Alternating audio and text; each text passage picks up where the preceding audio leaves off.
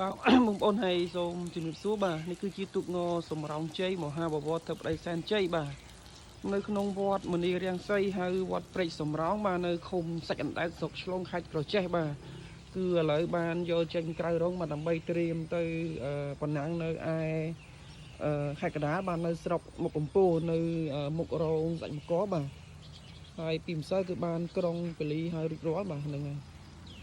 សំរោងជ័យមហាបវរទៅប្តីសែនជ័យបាទកាលឆ្នាំ2024គឺគាត់មានចំណាត់ថ្នាក់លេខ11បាទគឺទូទាំងប្រទេសបាទហ្នឹងហើយទុកនេះគឺកែសម្រួលជាងលោកពូទ្រីសីហៀបបាទកាលឆ្នាំទៅណាហ្នឹងហើយរូបរាងទុកបាទគឺស្អាតមែនទែនបាទគឺផ្លាស់ប្ដូរទៅលើក្តារបង្ក្រាបហើយនឹងក្បាលកន្សៃបាទហើយល្បឿនគាត់បាទបងប្អូនស្គាល់ទេបាទសំរោងជ័យមហាបវរទៅប្តីសែនជ័យបាទនេះនៅវត្តមនីរាំងសីភូមិព្រែកសំរោងបាទគឺស្អាតមែនទែនបាទ